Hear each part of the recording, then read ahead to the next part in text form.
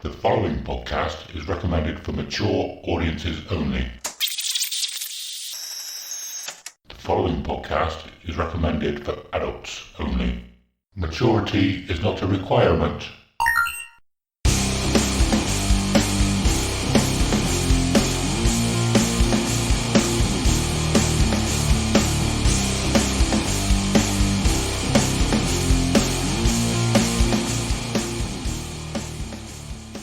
Hello and welcome to episode 51 of Dear Download, a podcast where we get to share our most intimate and treasured memories of Download Festival. We'll talk about each year, the bands we saw, the bands we missed, and everything else noteworthy that happened across the weekend. Also, we'll touch upon any news, other festivals, and the music industry past, present and future. This week, we are talking about other festivals. We are talking about 2000 Trees and what went down there with Simon went. I didn't go. So Simon will be talking all about 2000 Trees. Simon, how are you doing? Yeah, cool. Good. My voice might go high-pitched randomly like a teenager's because it's still pretty mashed after this weekend. So I was only able to start singing to myself in the car today. So yeah, I killed my voice at this festival. But yeah, so I'm sorry if all of a sudden goes like that. Because, yeah, apparently my bollocks are about to drop for some reason. So. No, I get that. That's fair. What can you tell us other than 2000 Trees? How has your last couple of weeks been? Yeah, actually, I probably haven't spoken to you since the mini moon, have I? No, so we went on the mini moon, so that vlog's all up and everything on the YouTube. Very cool. We watched it. Yeah, it was really nice, like just a really nice getaway, just relaxed for a few days, got in the hot tub, watched some films, ate some food, went for some walks. It was a nice little getaway from how, you know, like everything's just been mad with the wedding and download and, you know, the stag do, her hen do's, planning everything. So it's nice to have sort of post-wedding stuff that's just chilled out. And but I am in the calendar doghouse, as me and Adam were talking about before, because I took too many days off work and Vicky's not happy about it. So we can't go on a proper honeymoon for as long as we'd like. But that's what's happened. So just to let you know, it's not all like sunshine and rainbows behind my now wife is upset with me. So yeah. But we'll get it all sorted. But yeah, no, I'm looking forward to it. And 2000 Trees was great. We'll talk about that. And Bloodstock is on the horizon. So yeah, everything is great. Yeah, Bloodstock is on the horizon, and Sunday is sold out. I was so tempted to get a Sunday ticket because Halloween. I've still never seen Halloween. One of the bands that I wanted to see probably for 20 years. One of the bands that got this podcast started because you asked the question, who do you want to see playing at Download who'd never played before and read it? And one of my bands was Halloween. Why did you not get a ticket for this like bare early? Like, well, it would have only been a Sunday. I'm working on a Saturday. Okay. So it was only an idea to get a Sunday ticket, drive up, find where you were, and just come and stand next to you and see how long it takes you to realise. Do you know what would be really funny if you went there and you couldn't find me the whole time? And you were like, guess I'll just come here by myself. Yeah. But yeah, no, it does. Yeah, the Sunday. I mean, obviously, Megadeth. Boo. Yeah, I won't be bothered with that. But but yeah, the rest of the day looks really good. But we and Adam were talking briefly about this before. That this will be my third Bloodstock. So I went 2021, 22. This is 23. I think this is the weakest lineup they've had so far since I've been going. There's still loads of great bands on there, but I'm not as excited for a lot of these bands as I normally am. But yeah, I still think you've still got Fit for an Autopsy, Heaven Shall Burn, In Flames, Killswitch, Meshuggah, SKYND, Not Loose, and there's still some great bands on there, but overall it's just not as stacked as it normally is. But I still think I'm going to have an excellent festival, and I'm going with Stu and Chids, and my friend Alex and like Shane, and like we've got a good all of your friends. Literally. Well, not all of them, Pretty much. quite all the ones that I could get to go to Bloodstock anyway. But there's about all of my lot that normally go, all of my like Oxford and Bristol lot, they're not going. So now there's just loads of dudes. Yeah.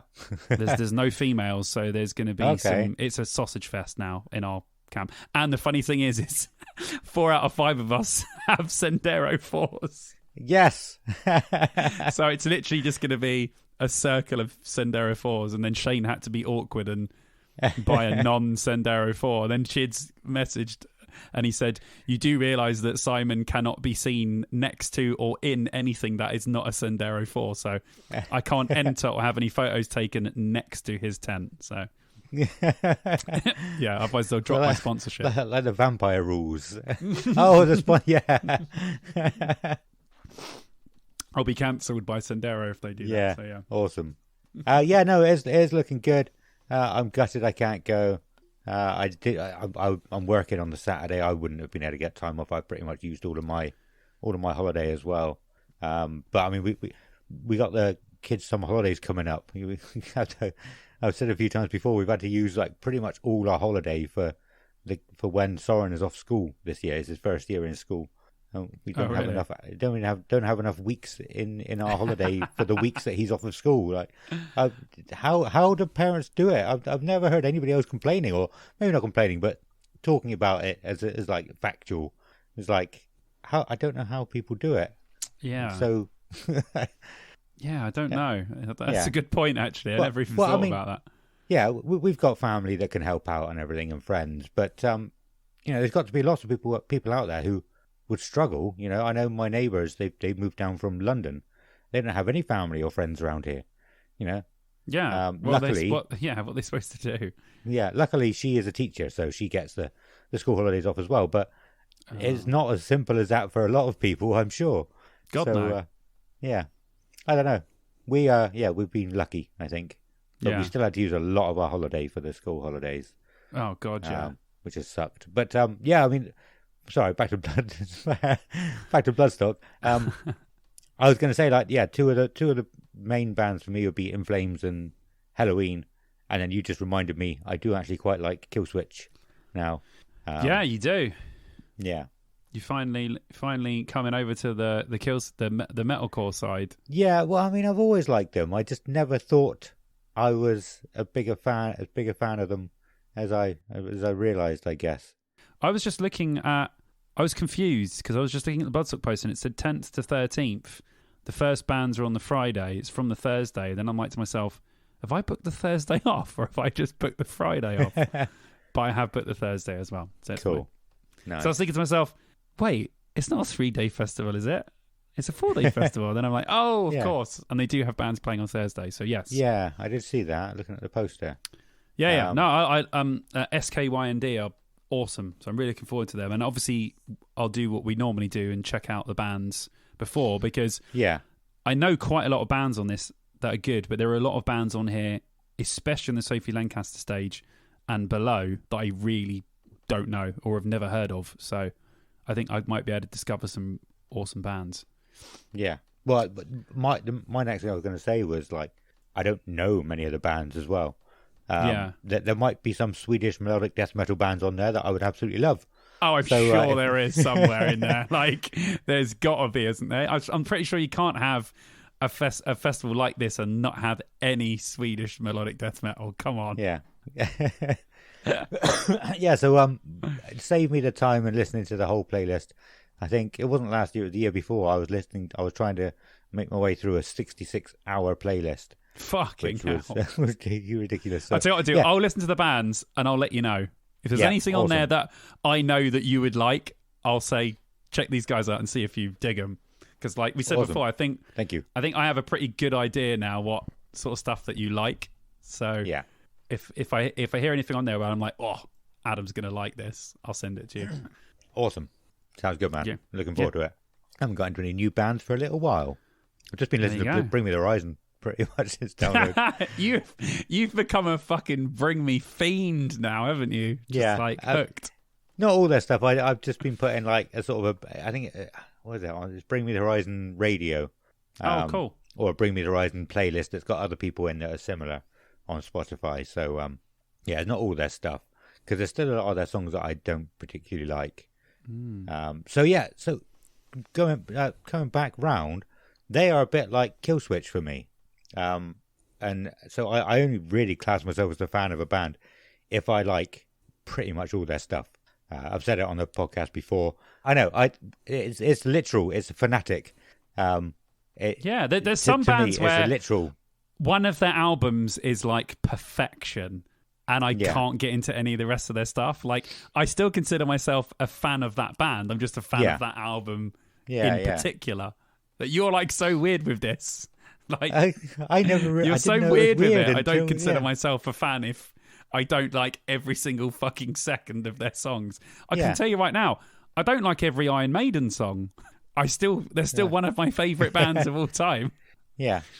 Not everyone's on at every second of every track that they've ever made. Even Queen, the band that I consider to be the greatest band of all time, have made some fucking shit.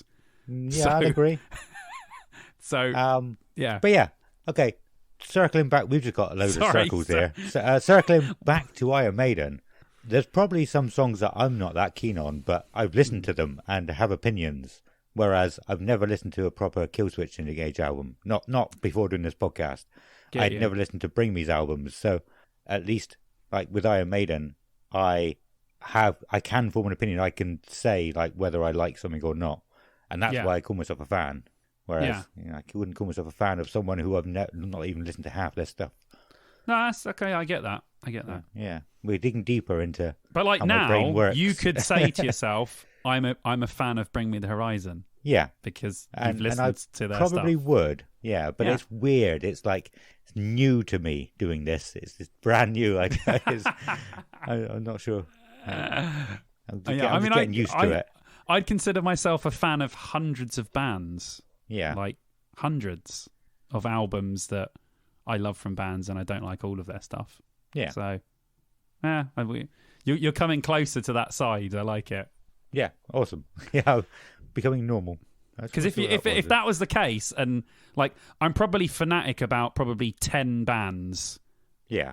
That like just would probably I could just rile off where I like everything, or I'm fanatic about that band in particular. So that means I would only have been a fan of 10 bands.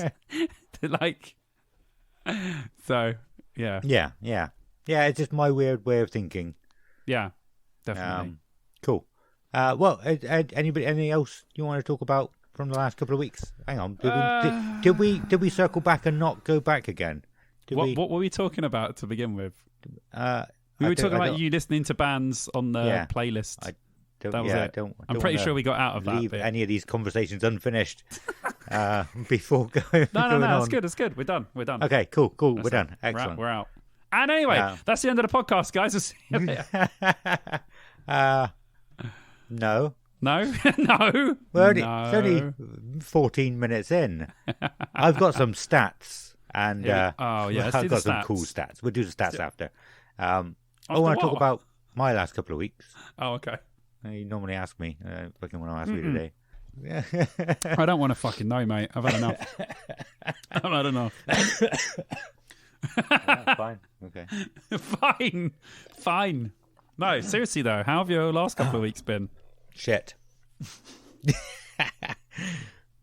No. I mean, they've been all right. Pretty much just work. We were talking a little bit about this before recording as well, and I thought I can talk about it in the episode because it's kind of relevant. But yes, work has been hard work. Most days I get home and I'm absolutely shattered. Like I said in the last episode. But my job has changed again. So right at the beginning, I was saying I'm a postman. I've got 3-4 hours every single day to listen to podcasts and music and stuff. And then it changed for about a year and a half. And I was just doing large parcels, and I couldn't listen to podcasts anymore. I was gutted because I loved podcasts. We do a podcast, but it made me understand, if people say, like friends and everything say, I don't actually listen to your podcast. It's fine. I don't care, because I wasn't listening to podcasts at the time. But now I have a job that I can. Well, it's the same job. I'm still Royal Mail, but sort of my role has changed a little bit. I'm just delivering to a load of businesses now, so I haven't got to knock and wait and talk to people at the door. So I can listen to podcasts again now. So, yay! I don't know how I'm finishing that off. No, that is good though. That is good because like not being able to listen to stuff is annoying. Yeah. So I get that. But I absolutely loved Sappenin. was making my way through a lot of them. I didn't go back to the beginning, but I was sort of skipping back through, listening to some that I was interested in. But I barely listened to any of Ready to Mosh. Kev Pottage, he was a guest on this show, and then went and made his own, and I think it sounds like he's doing quite well. They've had a load of bands on as well. And I was gutted that I couldn't carry on listening. I'm pretty sure he could be my number one podcast, which I'm sure I'll be happy about at the end of the year. But yeah, I did so many that I haven't listened to, so I've been able to go back and listen to some of theirs as well recently. I think they did three download review episodes, which was quite cool. Nice. Really good. If you haven't checked them out, go and listen to them as well. But yeah, no, so it's really nice that I can actually get into listening to some podcasts again. Good. There's only 2 podcasts that I actually listen to. Okay. Which is the Always Sunny podcast. So Always Sunny in Philadelphia. The guys from that got their own podcast now. Right. Which is really cool. And the Adam Buxton podcast, who was of Adam and Joe. He's a comedian, isn't he? Yeah. Yeah. Yeah. I know he is. His is really good. But they're the only 2 podcasts that I actually listen to. And they both have nothing to do with music. Yeah. One's a comedy interview one, and one is they go through every episode of Always Sunny in Philadelphia, one a week. There's 16 seasons, so it'll take a while. Jesus. But yeah. Never watched it. Oh, dude. It's on Netflix. It's like one of the best shows. It's great. Yeah. Okay. If you've never seen Always Sunny, it's fucking great. Really good. We'll add it to the list. We've got a long list of stuff to watch at the moment. Well, it's just it's really good, like comfort as well, like TV. And even though it's American, it has that British sort of, I don't know, sometimes American things feel forced and the jokes are very that way, but they have very much a British sensibility when it comes to their thing. It's about these 4 people in Philadelphia that own a bar, and the joke of the show is they are literally the fucking worst people ever. Like, they're just horrible. Right. And it's amazing. Okay. They're just the biggest arseholes that you can ever have, basically. And that's why it's so funny, because they're just stupid and horrible and just everything that you wouldn't want to be in a person, that's what they are. And then occasionally you see some cracks of some normality, and that draws you in even more. It's great. It's a great show. Okay. I recognise anyone should go and watch it. And Danny DeVito's in it. I mean, that's all you need to know, really. It's great. Yeah. How long are the episodes? Are they shorter episodes, like 20 minutes or 40 odd? Yeah, they're like 25 minutes, half an hour. Yeah, they're quite short. Yeah, but they're up to their new season that's coming out now. Is season 16. I think it's the longest running comedy show now officially. Is it? Yeah. Oh, nice. So yeah. Yeah, I don't know. Awesome. Think of any others. But I'm just saying, if you get a chance, if you're like, oh, I'll just stick something on because I want to stick something on and pay attention to a little bit, and then we normally go for like American Dad at that point, or YouTube when we can't. We don't want to watch a long episode that requires thinking. So yeah, we might try it. That's why I asked how long it was. It doesn't really require thinking, and they're very. I mean, I've probably watched the last 15 seasons over and over again.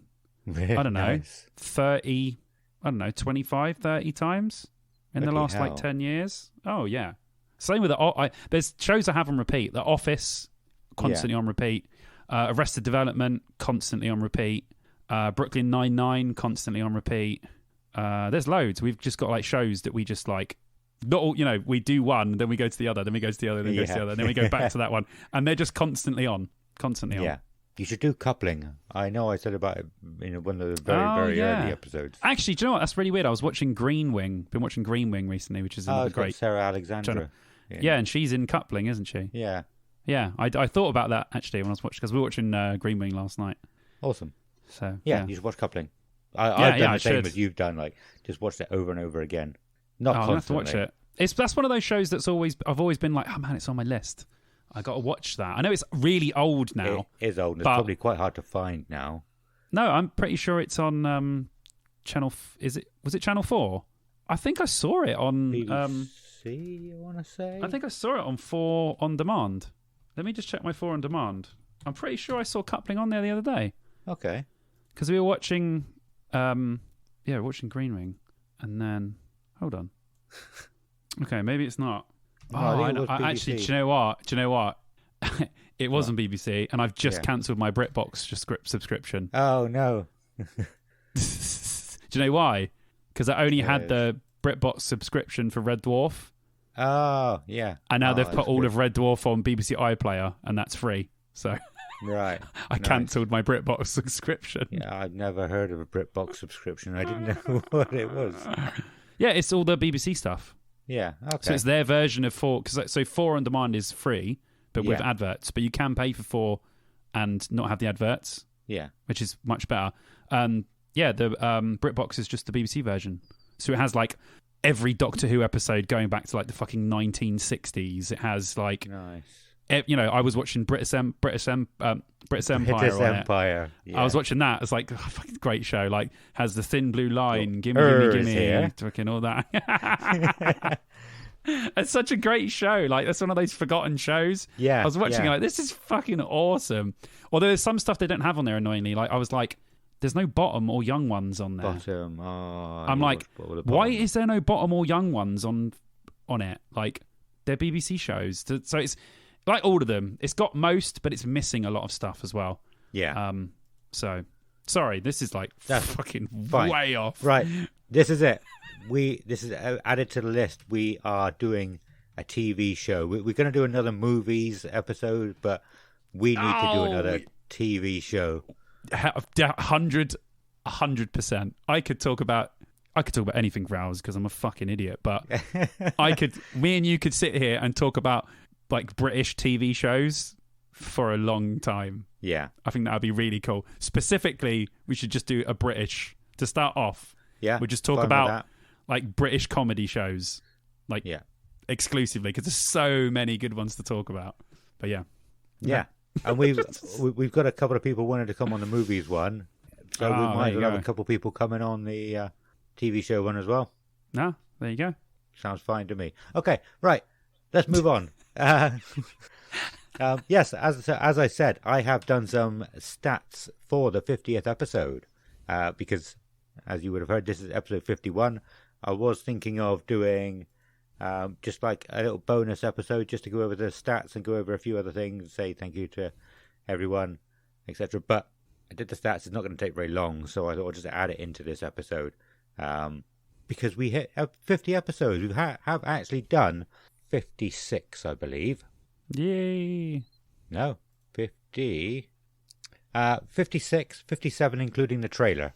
So we have done 6 sort of bonus episodes as well, and that's amazing. It's ridiculous. Like, yeah. So we've said it a few times, but we want to thank each and every one of you who has listened to any episodes at all. It's just insane.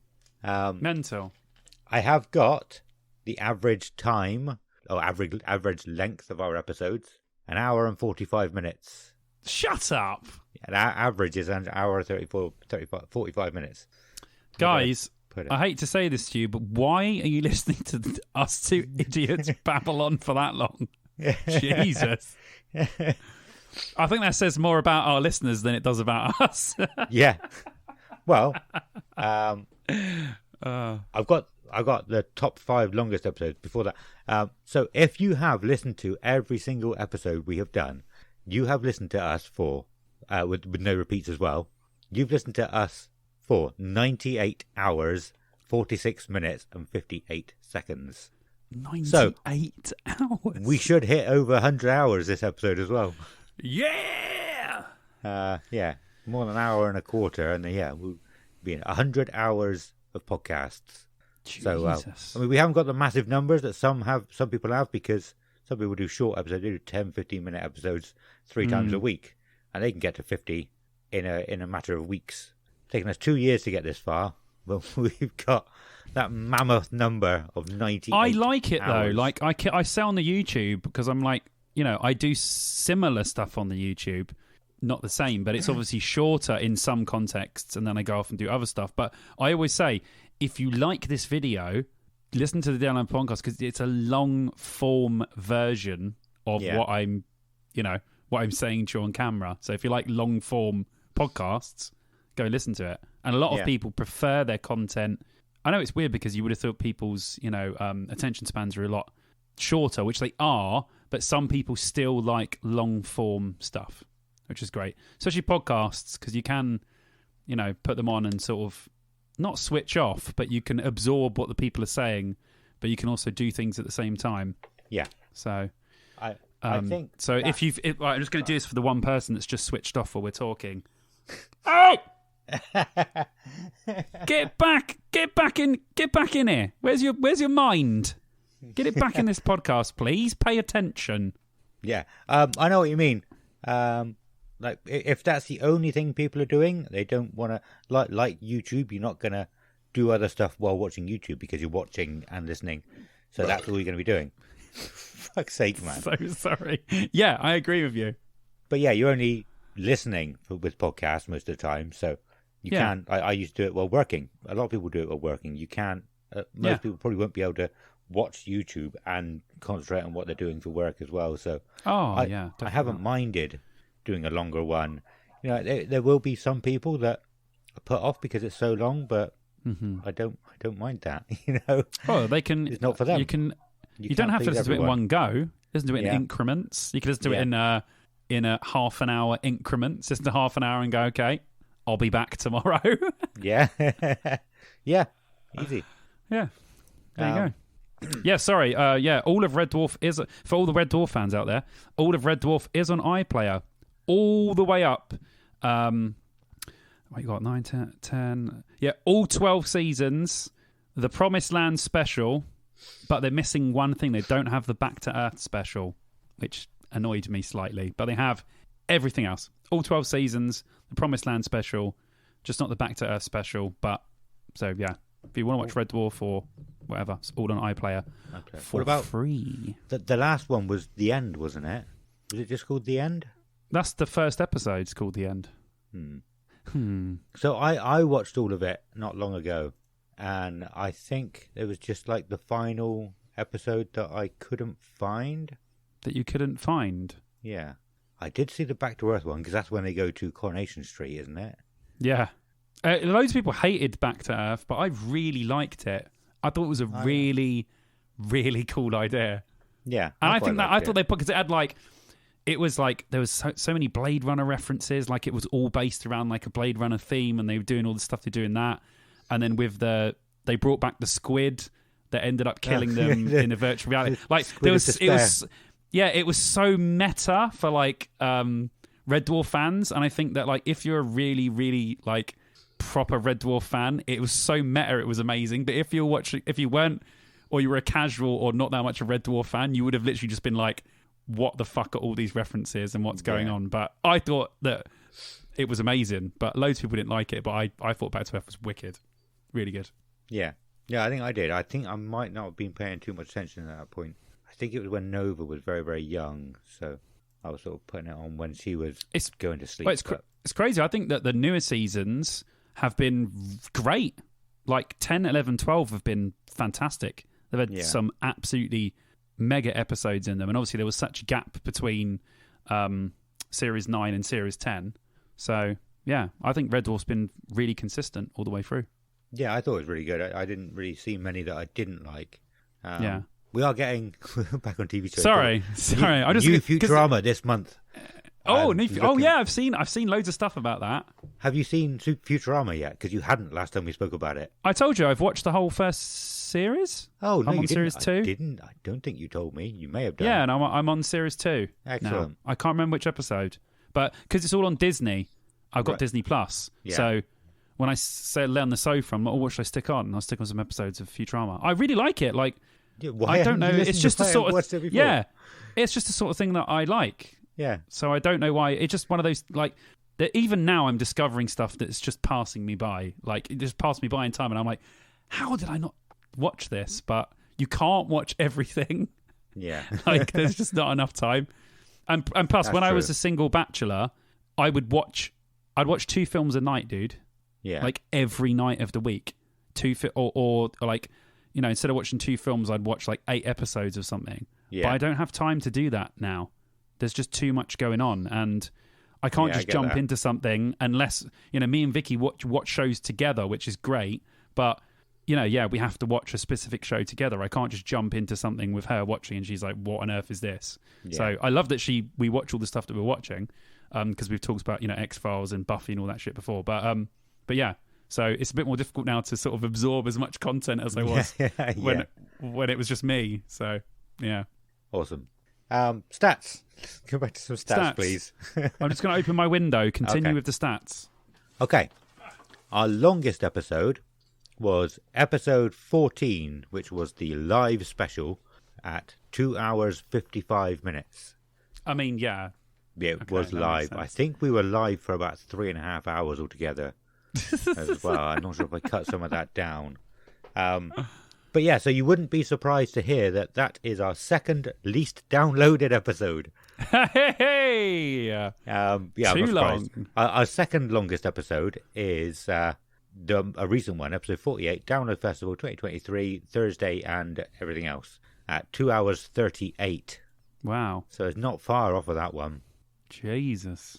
Our most listened episodes, our top 5 were very, very recent ones. So I did a top 10. Okay.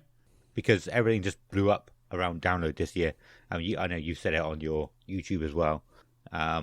You expect to get more people sort of searching for it and everything when it's in the lead up to download. So yeah, our top 5. Oh, obviously, yeah. Yeah, the top 5 are episode 45, the Sunday of download. Episode 46, the Saturday of download. Episode 49, our first review, a review part 1. Nice. Which is insane. That's amazing. It's like 2 episodes ago, and it's the most downloaded, well, third most downloaded. Nice.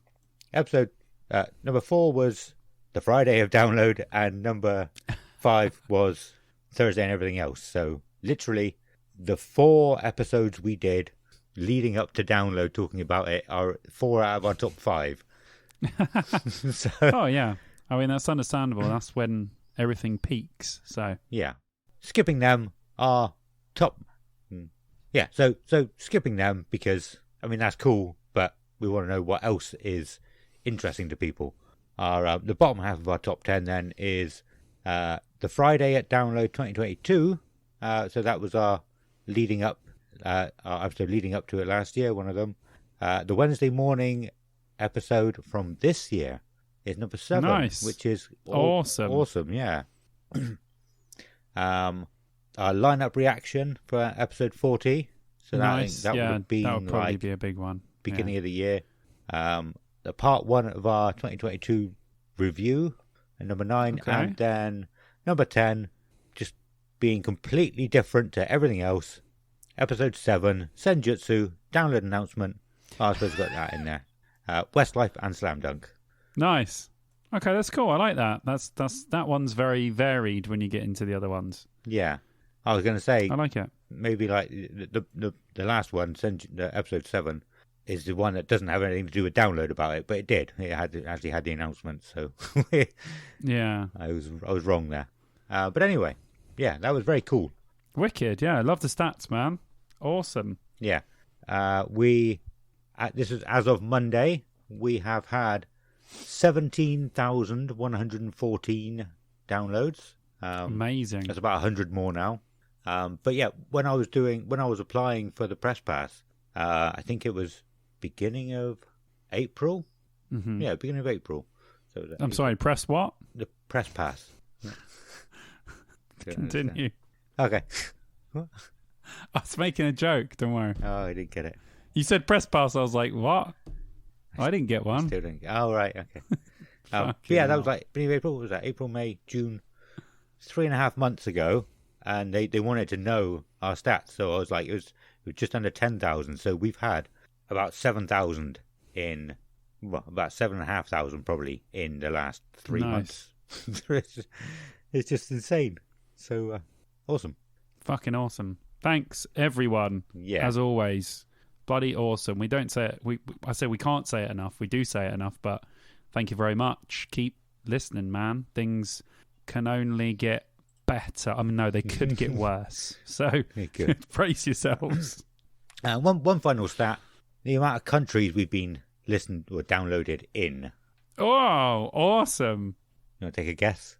8. You want to take another guess? Why is he grinning at me? 4. Higher.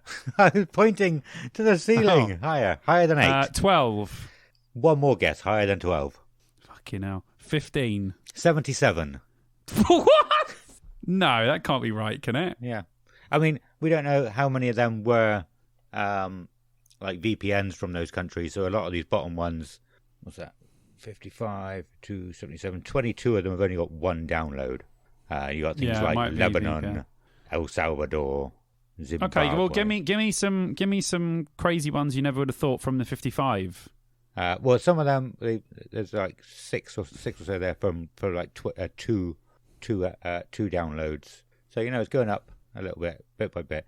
So we'll get into like the 10s and around there. What countries are we talking? Any of your Scandinavian friends joined us? Let's have a look. We have, because we've been talking about fucking raunchy so much. Have definitely had some from Sweden. Oh, they're from Denmark. Have we got any Denmarks? I don't think we have any downloads any from Swedes? Denmark. Any Swedes? We definitely have two downloads from Sweden. Oh, Swedes in the house. Two Swedes in the house, maybe one. On 2 episodes. Any Icelandics in the house? Oh, we're not big in Iceland. How do you search in Google spreadsheets? I don't know. View. I mean, you can search. I just scrolled up and down having a look. So what we're looking for? Denmark. We've had just one from Denmark. Anything Scandinavian? Wow, yeah, come on the Danes. I'm better off going on the app and actually looking around that area. All right, well, didn't correct. But what about my absolute boys, the Germans?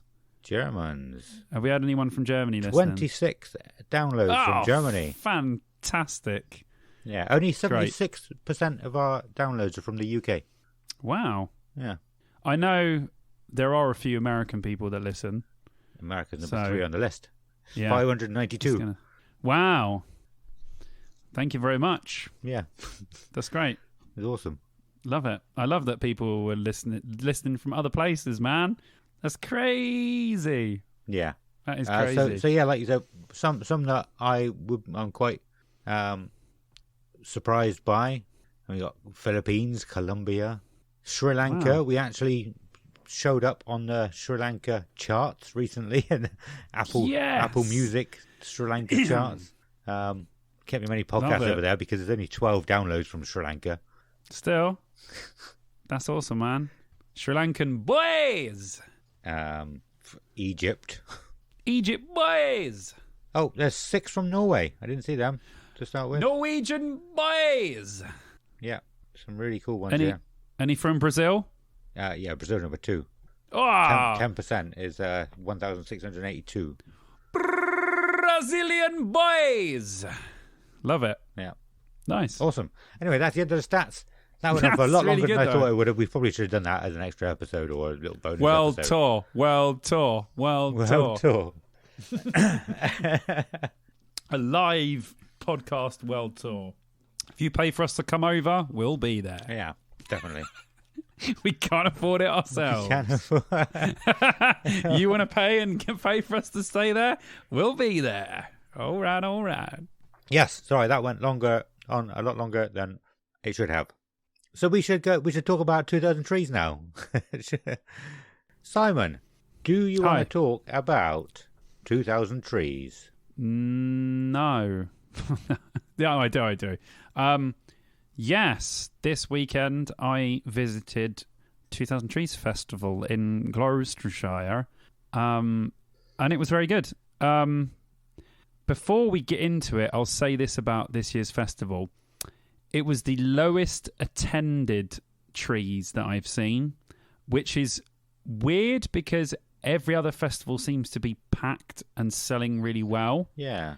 I think the main reason that this festival didn't sell very well, because I know a lot of people that just got given tickets to go to it because they really needed to pack it out. It was a lot...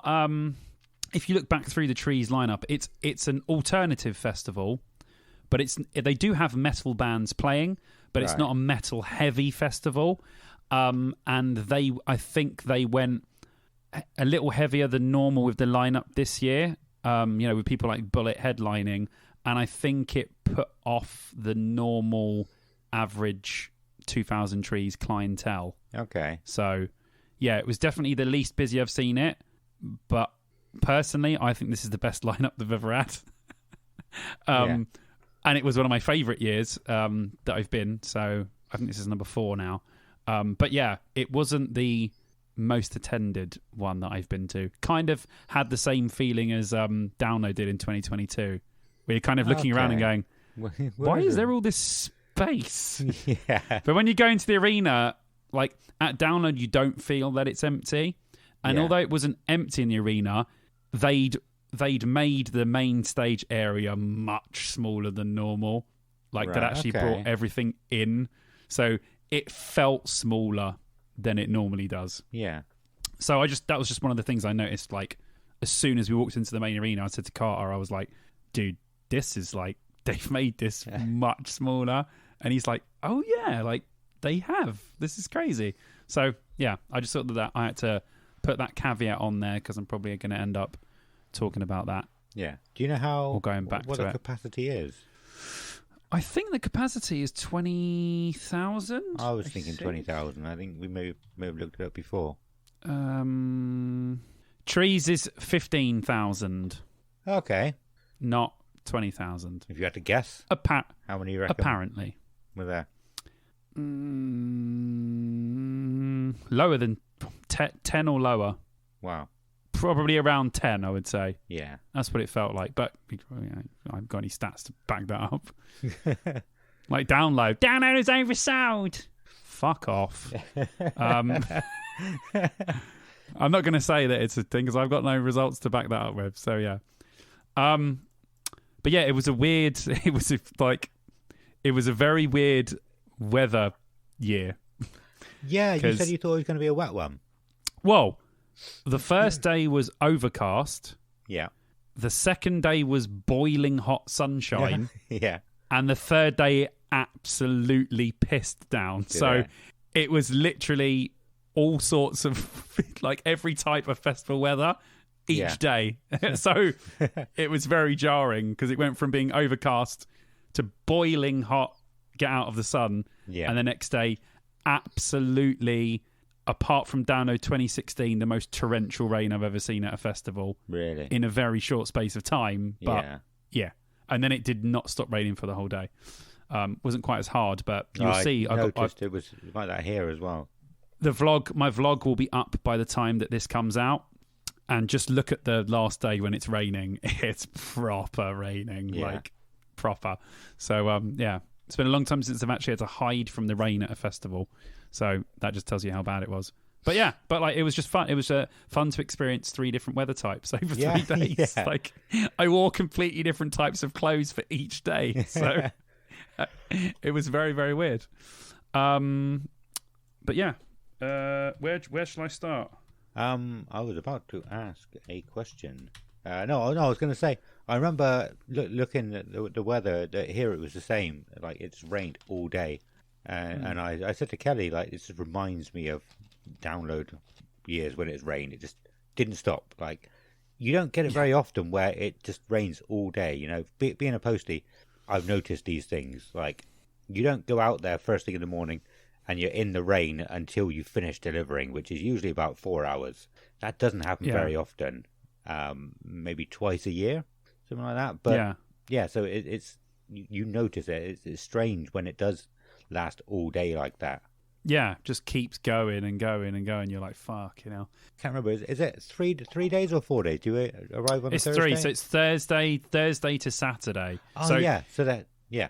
Sorry. It really throws you off because, like when the Thursday feels like the Friday feels like the Saturday, and the Saturday feels like the Sunday. Yeah. So like, and I've this is the 4th time I've been to this festival, and you never get used to it. It's the same with Bloodstock, because we're so used to the Download 5 days. Yeah. That if a festival starts on a Thursday, it's different for Bloodstock because Bloodstock goes till Sunday. Yeah. So Sunday feels like Sunday, but this one ending on a Saturday just messes with your brain because then you're like, wait, it's the last day, but it's Saturday night. Yeah. And you're like, this is really weird, but it is a good excuse to go mental. Yeah. Do you think that's on better? The last day? Because you don't have to try and get book time off over 2 different weeks. Do you know what? I wouldn't mind if download started on Monday.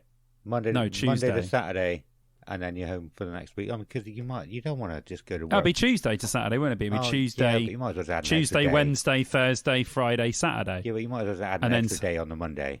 Oh yeah, sure. Why not? Why not? Yeah, we'll stay at. Mate, I'm. Right, I love download. I could not stay there for 6 days.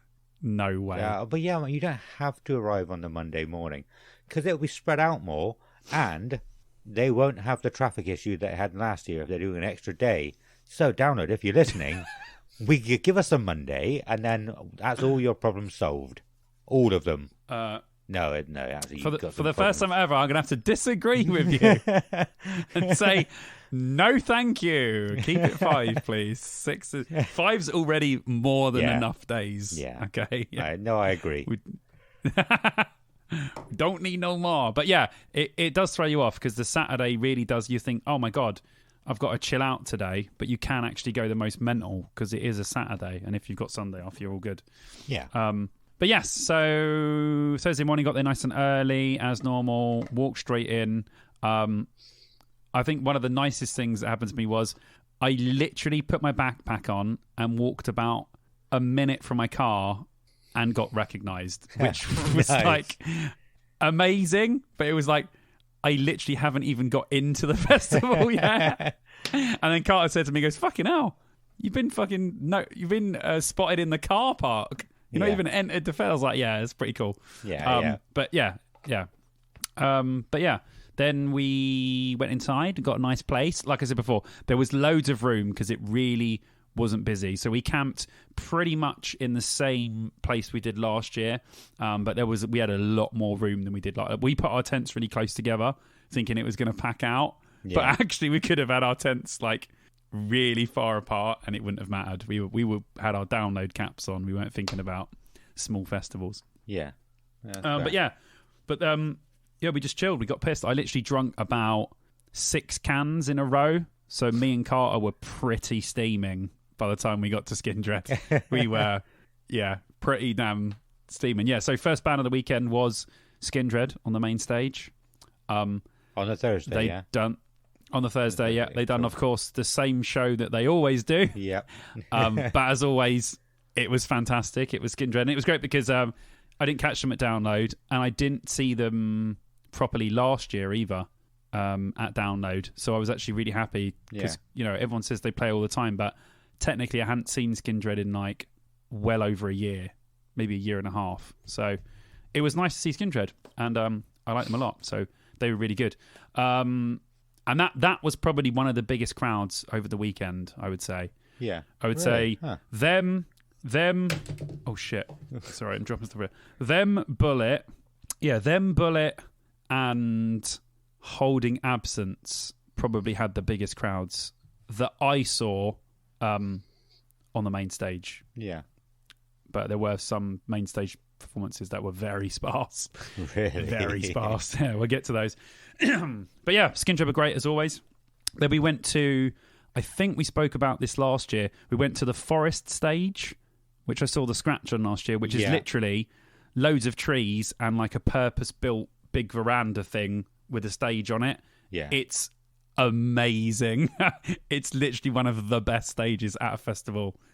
Period. It's just incredible. And we saw Bat Sabbath. Go on. Do you want to try and guess what that was? Bat Sabbath. I think I've heard of them, but I'm not going to be able to take a guess of what they are. I don't want to. I've seen if they got like actually recorded music. They're not a tribute band, are they? That would be too obvious. It is. But it's the Cancer Bats playing Black Sabbath. Oh no so way. They called it Bat Sabbath. Yeah. So yeah, they had Daniel P. Carter on bass this time. Yeah. Which was pretty cool. But I will say they were very good. He doesn't obviously sound like Ozzy. He sort of does it in his like post emo screaming vocals. Yeah. But the music was sort of very Sabbath. This is so annoying, right? I uploaded my video to YouTube and they were like, you've got a copyright strike. Your video can't be monetized. And I went, I was very careful because now I'm very careful about making sure there's no licensed music in the background or whatever, because it's just a fucking ball ache to cut it out. And I don't have to, it takes me so long to edit them. If you're rendering stuff into like 1080p or 4K, it's like so long to do it. So I was just like, okay, I'll go in and see what it was. I recorded Bat Sabbath playing War Pigs live. Yeah. And it got a fucking copyright strike. Huh. But not as Black Sabbath. It said copyright strike of Bat Sabbath. Really? War Pigs. I was like, I'm recording a live song. Yeah. And it's still recognised that I was recording them as Bat Sabbath playing a Black Sabbath cover. Yeah. So I had to remove that entire chunk from my video, and now it can be monetized. I was just dumbfounded by that. I've never been had a copyright strike from recording someone live before.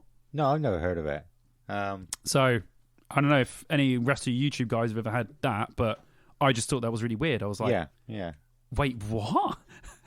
I was expecting there to be like, like a saying in the background of one of the videos, or it's do you know what happens on all my videos, right? I had to stop filming when I was walking past. I was filming all the shops and I had to stop. And Carter was like, "Why did you stop?" I was like, "They're playing System of a Down." Huh. And he's like, "What?" I said, "I literally have a fucking System of a Down copyright strike on every single one of my fucking vlogs for some reason. Really? Even if it's on the tiniest Bluetooth speaker in the background, 20 miles in the distance. For some reason, YouTube will recognise that there is a System of a Down song in my videos. So I just, if I even hear any System of a Down anywhere now, I just don't film. Yeah. Because it's just like, it's not worth it. Jeez. So, a lot more obviously goes into it than a lot of people will realise. Even me, and I speak to you about this kind of thing most weeks, or every other week. Yeah. Yeah. So just be careful, people, filming those vlogs. Yeah. And anybody who has sort of done a bit more research or has got a bit more, what's the right word? Done a bit more research or have gone through this before, let us know. Write in and give and share some insight. That would be awesome. What was I going to say? Hells yeah. Oh, yeah, I did notice your Mini Moon video. I didn't know about that until like 2 days after you released it. And that's because I saw it on your stories on Facebook. And I was like, why did it not show me this? Why did YouTube not tell me that it existed? But I did notice there was a tiny, like, millisecond clip of something from the BBC. And I assume that got cut out, or you cut that out. You can't put even a 3-second clip of a BBC show. Yeah. You will get a copyright strike. It's infuriating. Yeah. But so I wondered if that's why it didn't show it to people, why it didn't promote it. No, I got rid of it before, so it was monetized. Yeah. I don't know. No idea. That algorithm does weird things, man. Yeah. Some things it pushes to Kingdom Come, other things it's just like, no, thank you. Yeah. Anyway, so Bat Sabbath copyright strike. Well, they didn't. The algorithm did, but I was pissed off, so I had to raise it a bit. But they were really good. That was fun, and I loved that stage. So, and that was the only time that I visited the forest stage the whole weekend. So it was good that I actually got to go there and see it because I loved it. We'll talk about Friday, but I think I've talked about the Scratch on this show a lot and how much I love them. Unfortunately, they were playing the forest stage, but they were playing the same time Bullet were. Oh, really? And I was not missing a Bullet for my Valentine headline set for nothing. So I didn't see them, but I'm sure I'll see the Scratch somewhere again. But they are brilliant. Nice. Anyway, then I probably saw one of the best sets that I saw the whole weekend. I didn't watch Soft Play headline the main stage. I didn't go and watch Soft Play. I do like Soft Play. AKA Slaves. I think they're really, really good. But we went to the cave stage and watched the Bronx absolutely tear the place apart. I was on the fence with the Bronx. Like, I liked a few of the songs. Yeah. And I knew they were a good band, and people had told me in the past how good they were live. Holy fuck. Why have I never watched the Bronx live before? They were amazing. So now I am a Bronx fan. And yes, they absolutely tore the place apart. It was unbelievable. When you see the footage in the vlog, you'll get to see what I mean. But yeah, it was the songs, the performance, the interaction with the crowd. The crowd were just ravenous for everything that they were playing. It was absolutely incredible. And I thought a really great way to round out the day of Thursday. But then we went to the silent disco and danced probably from about 11 o'clock till probably 1:30 in the morning. And I think I've said this before.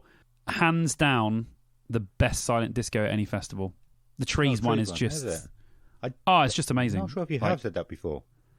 Well, it's basically because the whole second and third stage area is all designated for the silent disco. So you have the DJs on the stages, nice. So you can be in the tents, or you can just walk around the festival with your headsets on. Yeah. Like, nice.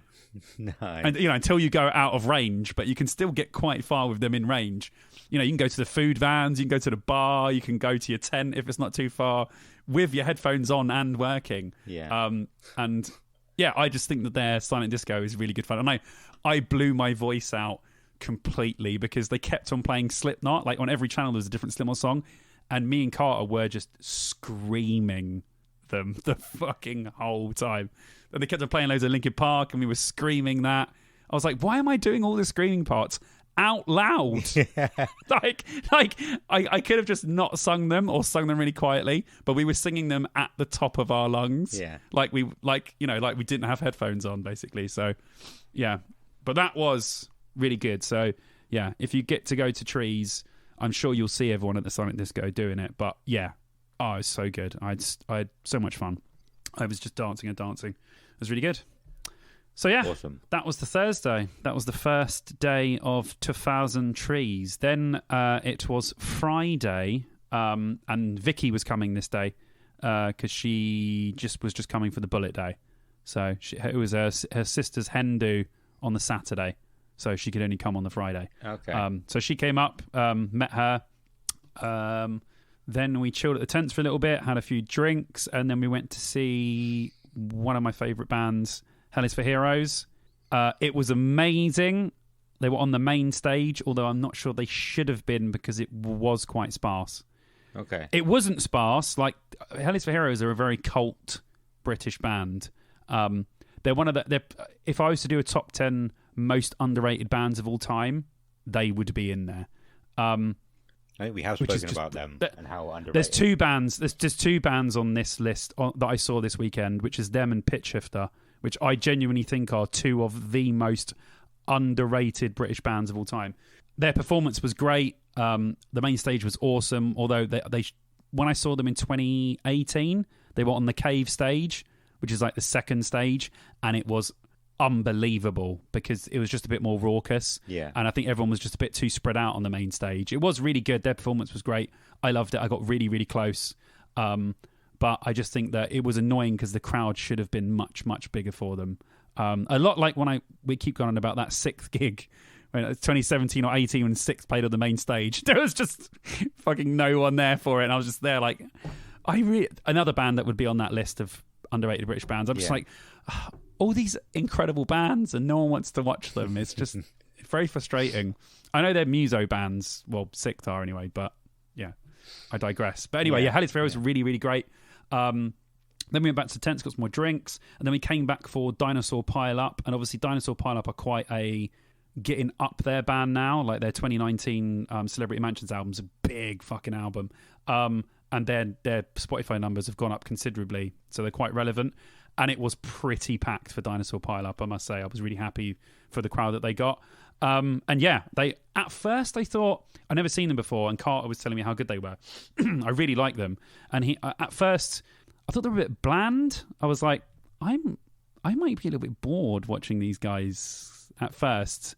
But then like halfway through the set, they really ramped it up, and then they started just going for it, and the crowd got into it, and it really escalated very quickly into a very good gig. But the first half I wasn't fussed about, but the second half I was like amazing. But I played everything off that Celebrity Mansions album, which is great. So they were really, really, really good. Loved it. And then to see out the Friday was maybe the thing I'm looking to the most, or maybe not, maybe Pitchshifter the most. But yeah, Bullet for My Valentine. It was really surreal because, you know, Bullet are a metal band, and for them to headline this festival, this tiny little festival in the middle of Gloucestershire, was just so weird. But it was really packed for them, which I liked, because obviously they were the headliner. Everyone wanted to come. But there was a lot of people at first. Like, it took probably 3 or 4 songs to get a lot of the crowd on board. Really? Because it's not a metal festival. You know, you had people come specifically for Bullet, and then people that like heavy music, because people like me go, obviously, but they like everything. But I think I was looking around, just the general 2000 Trees people at first were just like, I don't know what to make of this. Yeah. Because it's a metal band, and like, they haven't had a metal band headline Trees before. So it was just very strange. But by the end, they'd pulled everyone around. I mean, I think this is the best. I've been going to Bullet gigs for 18 years. Yeah. And I can honestly say this is the best Bullet gig I've ever watched. Nice. It was fucking amazing. And do you know what Matt Tuck said? He's quite funny. He's like, how many people go to Download Festival? And everyone was like, yeah. And then he went, yeah, I hope Andy Copping's watching this. Maybe we should headline a stage soon. And I was like, yeah, why hasn't he got them to headline, like, at least the like 3rd stage or the 2nd stage, maybe? Like, it's fucking Bullet for My Valentine. Like, yeah. But I think that genuinely, if he would have watched this, he would have been like, holy shit, these guys have really, like, what Bullet used to do before is they used to come on and they just used to sing their songs and get off. Yeah. Whereas now they put on a show where they like bring out acoustic guitars and get the crowd to sing bits, and then they stop in between songs and get the crowd rolled up and then go back into the song. Like, they've kind of twisted it to be more of a I think what their problem with Bullet was before is they were always really good live, but they weren't very interesting. Yeah. I can understand that. Where now they've sort of rounded it off with a really good sort of show as well. So I think that the Bullet now and the Bullet 10 years ago is vastly different live, like completely different. Now they're really get the crowd involved and sort of. So I honestly think, like, you know, maybe not a headliner, but high up, or at least headlining the, I don't know, the fucking 4th stage or the 2nd stage, 3rd stage at Download, I think would be a really good test for Bullet. But yeah, I think it was unbelievable. They were so good. They were so on. The sound was I'll say this, right? Slam Dunk, are you listening? Right? This is how you do sound at a small festival, yeah? Not through a fucking Bluetooth speaker, but you actually have decent sound engineers that can play music, and decent speakers that can play music to a suitable level. But yeah, Bullet were just, I was blown away by it. It's the best head, apart from Enter Shikari in 2018. It's the best headline set that I've ever seen at 2000. I think the main problem with 2000 Trees normally is they have a really, really good undercard, right? But they don't have the best headliners, in my opinion, so far. Like, some years have been better than others, but some years, you know, when you've got like Jimmy Eat Boring playing, and you're like, fuck me, I just want to die. You know, yeah, I think they need more showy bands. I think that's why I enjoyed Bullet and Enter Shikari when they played so much, because they were very, let's put on a show. Do you remember who headlined last year? Obviously, Jimmy Eat Boring was one of them. Oh, fuck me. I've forgotten already. Like, who the fuck was last year, man? Oh, do you know why I don't remember? Because I watched, it was Jimmy Eat World, Thrice. So Jimmy Eat World I watched 2 songs of. Yeah. I wanted to die. Thrice I didn't watch at all. They were the next one. And then Idols, again, I watched 3 songs. I enjoyed them more than the others. I don't like Idols as a band or their music that much, but performance-wise, they were good and they were interesting. Yeah. They grabbed your attention, whereas I just thought the others were quite bland and didn't really put on a show. Yeah, okay. And it's fine. Listen, it's like we said about Metallica. If you're a band that just wants to come on and play your songs and your fans like it, that's perfectly fine. Not everyone has to be a fucking showman band, but I enjoy when bands put on a show, especially headliners. Yeah. You know, yeah. That's just the way I think about headliners. That's not necessarily the way that everyone else does. But yeah, so that was hands down, like I said, pretty close with NH Shikari in 2018. But yeah, very good. I really wish someone from Download was watching or it got filmed because it was so good. I loved every second of it. It was great, and we got a really, really good spot as well. We were probably about 6 or 7 people from the barrier. Yeah, nice. On the right hand side of the stage. We managed to get a really, really good spot. So yeah, I can't remember what the main stage looked like or the area from your vlog last year. So I'm interested. I'm going to be interested in watching it. So imagine if you took the tent off of the avalanche stage. Right, okay. And had it outside. So about the same size as the avalanche stage. Yeah. Not the tent. So if you removed the tent, made the area a bit smaller, that's kind of what it's like. But when you see the vlog, you'll see it. Yeah. Actually, by this time, you would have already seen the vlog, hopefully, because it would have been out. But this is the past, not the future. So yeah, but yeah, then you'll go, oh yeah, I remember what it was like. Okay. But yeah, quite small. Like every time I walk into there, I'm like, it's great when bands you really like play on that main stage because you're like, I'm so fucking close. Yeah. Like you want really good big bands to play that festival because you're like, wherever I stand, I'm close. Which is, if you're a real good fan of that band, it's like Bloodstock. Like the main stage of Bloodstock is much bigger than the Trees stage, but I still feel like Bloodstock, these smaller festivals, if you really want to and you want to push through people and get to the front, you can. Yeah. So I think that's really cool. That's what I love about don't get me wrong, I love Download, but small festivals are great when you're just a real fan of these bands and you want to get a really good space and film some good shit. Yeah, I really need to go to more festivals. The smaller ones as well. I've never done one other than Download. I can't believe that you've like I know that I've only been this will only be my 3rd Bloodstock, but it's the same thing for me and it'll be the same thing for you. I can't fucking believe I never done Bloodstock like earlier. Yeah, like what was I doing with my life? Like it's so good, and like I said, like especially with bands like Halloween and like other bands that I know that you love, if they play that festival, you can get so close. Like. Yeah. You can really be involved. So, I mean, you can at Download. It's just a lot more effort and a lot more people to get through. Yeah. But the smaller festivals are just great for that if you're a fan of any of them. So, yeah. But yeah, that was my free day. What did I do in the evening? Oh, we went to Silent Disco again. I know I've said previously I don't like to go 2 days in a row. I was going to pick you up on that. But Vicky was like, "Don't use all of your energy on the first night," which I did. They had like hay bales, so we still partied till it was still 1 o'clock in the morning. Yeah, it's not like we were going to bed. And then I think it was about 1, 1:15, 1:30 maybe.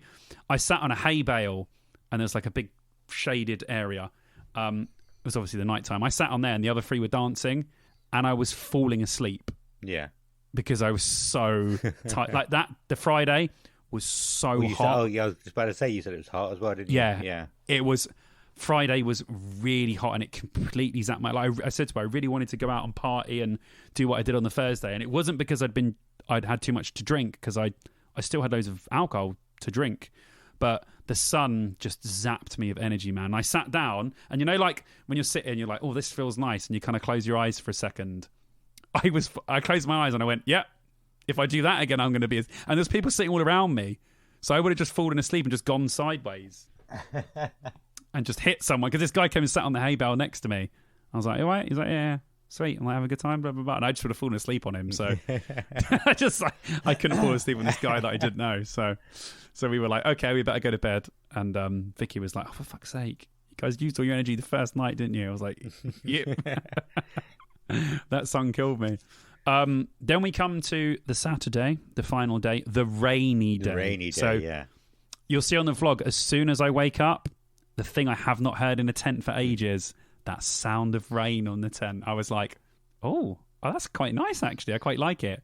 I liked it until I spent more time in it, obviously. Yeah. But it was nice to hear that sound again, that sort of like really nice rain sound. So yeah, I took Vicky back to the car. She went off, and then I thought, oh, I've got my whole morning now. I'll do the food stuff afterwards. And I thought, okay, I'm up really early. I could probably get a really good place for some of the first bands. And Modern Era, who a band that I like very much, were like second band on. Nice. So I went to the cave stage and got to the barrier. Yeah. So my footage of Modern Era is fucking amazing because I was at the barrier for the whole Modern Era gig. And I haven't been at the barrier for a band in a long time. Awesome. Like, I can never be bothered to go. Yeah. After doing this, I might have to get to the barrier for more people at festivals now. Really? Huh. Because it was... You're so involved. Yeah. You're so there. You know, they can see you singing along. You can, like, almost touch people. You're headbanging, going like that. They look down at you. They kind of get vibed that you're at the front singing the songs. Like, you feel almost like a part of the act when you're at the front. And especially at a really small festival like this where the barrier isn't 15 feet away. The barrier is 6 foot away from the stage. Yeah. You really feel like you're involved in it. And they, to be fair, for so early in the morning, they had a really good turnout as well, which I was really, really happy about. Like I said before, they're such a weird band. They sound like if you got 9 Inch Nails, Marilyn Manson, and 30 Seconds to Mars, put them in a can, shook them up, and popped it out. It's very weird, but very fucking good as well. So, yeah, I was so... it put me on such a good mood for the rest of the day because I was like, I've been at the barrier for a band and like I was interacting. My footage is so clean and so clear. There's no one in front of me. You just see the band. Like, it's so good. So, yeah, obviously, I keep saying about the vlog, but it's all on there. Yeah. Awesome. This is kind of reminiscent of my Sunday at Download. This is one of, even though it was absolutely pissing down, this is one of the best days I've ever had at a festival. Yeah. Ever. Nice. Like, the last days of these festivals seem to be like the ones for me this year. So I'm sorry, but the Sunday of Bloodstock this year might be really good as well. Well, Halloween is sub-headlining. I'm still waiting on your opinion from them. Probably haven't listened to them yet. But yeah, Keeper of the Seven Keys 1 and 2. Yeah, I'm going to have to go. I told you I haven't listened to them properly. Yeah. I haven't given them a chance. But now I have an excuse to do that. Definitely. So I went from Modern Era, done some other stuff. Oh my God, I forgot to talk about it. Go on. The merch. Oh, okay.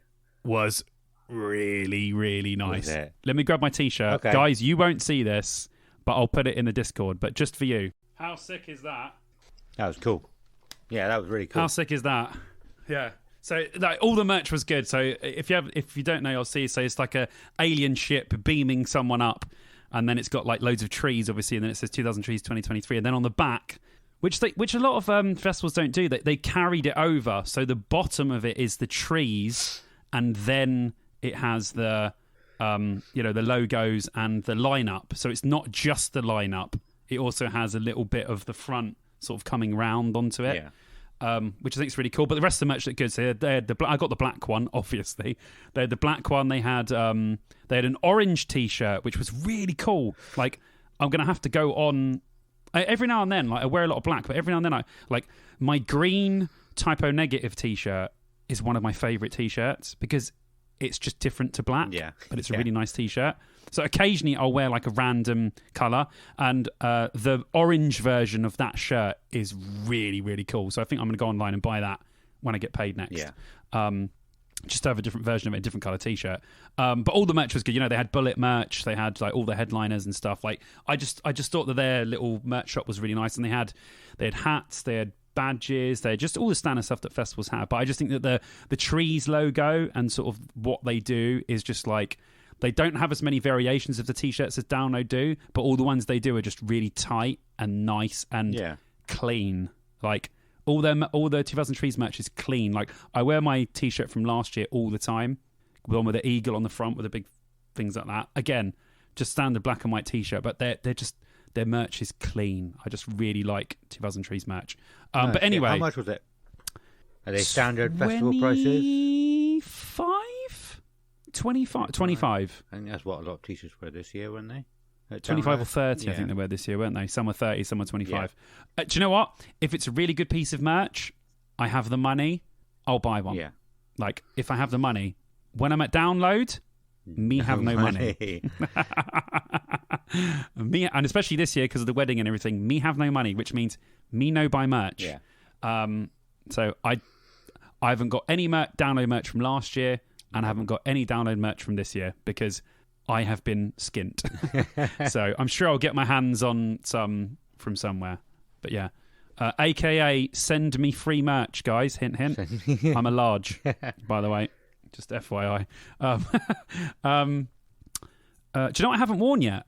No. And I haven't worn my Anti-Saint t-shirt. Really? I haven't worn it yet. I put it right at the back because I was like, oh, it's a lovely, fresh new t-shirt. Yeah. And I keep getting to ones before it. Like, all of my entire wardrobe is just black band t-shirts. So a lot of them are hard to find. You have to go for like 50 to get to one. I'm getting quite the collection now. But it's right at the end. So I go to one and I go, oh, I'll wear that. But I haven't quite got to the Anti-Saint one yet. But I will wear it because it's a sick t-shirt. Yeah. Like, I love it. So, yeah. Awesome. But anyway, sorry, I was going off. I'll continue my day. So, saw Modern Era, was at the Barrier. It was incredible. Then I went to Holding Absence on the main stage. Again, I think this might be the best time I've ever seen Holding Absence. And I tried to get to the Barrier, and I was one, maybe two, I think about two people from the Barrier. So you'll see from my footage, I was at the front, but there was not many people in front of me. So again, I got there early, got a really, really nice spot. So yeah, I got to see a fantastic Holding Absence show there. And it was kind of cool, actually. Do you know what? I love when bands, like when some bands, like, I'm not dissing bands, but some bands go, yeah, it's great to play Download Festival. Yeah. And they're like, they just don't give a shit about the festival. Like, it's just any other festival to them, which is fine. But Holding Absence were like, we've played the new stage, we've played the Cave, we've played the Axiom stage, and now we're playing like, he knew all the stages. Yeah. He's like, we've been playing here for like 6 years, and he was like naming all the other stages. Like, we played that stage, that stage, that stage, and now we're playing the main stage. Like, this is a fucking achievement, and everyone's going, man. I was like, that's so nice. Like, he remembered, like, and you could see he was just remembering them. He wasn't like reading off a bit of paper. Yeah. So I know, like, they're quite I say new. They've been going since like obviously like 2016, 17, but it's just nice that some of these bands really appreciate festivals and like that they've played every stage and they've finally got to the main stage, because it happens at Download, and I think it's just really nice that they're such a nice band and they seem like a really nice bunch of guys as well. So yeah, I just thought it was really cool. I was like, that's awesome, man. He knew all the stage names. Like, that's awesome. he just rounded them off. So I thought that was really cool. And their performance was just, they're such a great band that people, I don't think I've seen fans, like when you get a proper Holding Absence fan, they fucking love this band so much. Like, people just crying and like just singing every single word, getting like really emotional. Shared before, like, how? Yeah, like they've got a real awesome connection with their fans, and it's really. I'm a fan. I'm a huge fan. Like, I sing every single line. I can't to Holding Absence. Do you know what I mean? So yeah, it was just really cool, and I just love this band. I love them, but they were brilliant as always. Very good. Everyone sang the songs, and my footage is great, so I'm sure that you'll see that.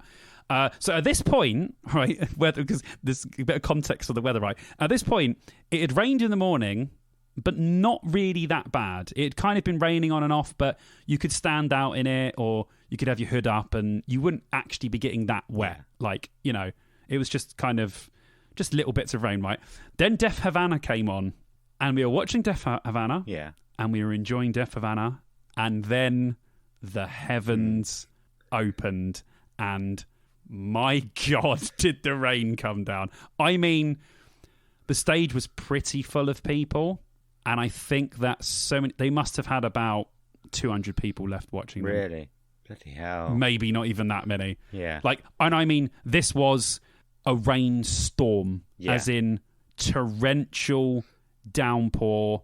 You can't stand in it. People running back to their tents. Because, it's from the main stage, if you got the stamina, you could probably run from the main stage to your tent, if it wasn't that far, in 5 minutes. Nice. 4 minutes if you're really, really quick and there's no one in front of you. So there were people literally just bombing, and everyone left. And it was actually kind of cool because we were standing on the Axiom stage, and if you look on my video, you can see the main stage from that stage, and you could definitely hear it. So we were watching Def Havana from very, very far away, and they were saying, "Thanks to everyone that stayed because it's fucking pissing down." And there were literally about 200 people there, so they must have had the best gig of their lives. Because I bet they still looked like they were having like a hell of a lot of fun. But I could not stand in that because I would have been basically my feet were wet then for the whole rest of the day. Yeah. Like, you know, when I took my boots off at home because I left that evening, when I took my boots off at home, my feet looked like I'd been in the bath. Like I almost had trench foot. You know, like some sort of war veteran.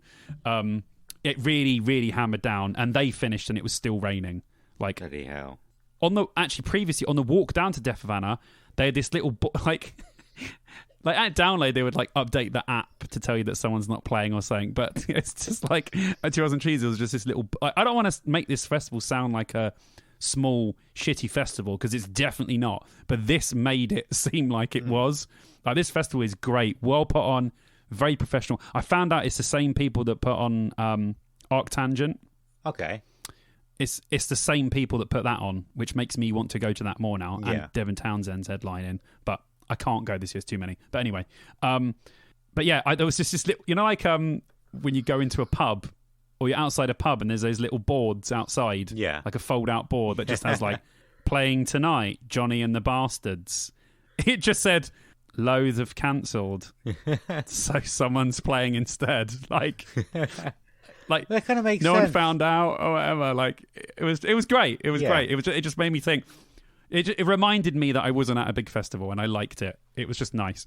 So yeah, we got rained off, and then we were like, oh, we're actually in the tent where Loathe are supposed to play, and we're like, who's playing instead of them? And it was the Saint Pierre Snake Invasion. That's an awesome name. Yeah. They were fucking amazing. Were they? Nice. Yes. They were. I don't know how to explain them. Like a less heavy Dillinger Escape Plan. Like really proggy, like elements of like stuff like his vocals were like Mike Patton-y sometimes. But then he had good singing vocals, but then he screamed a little bit. Like, they were so weird. It totally jarred me. But Muso in me was like, this band are fucking great.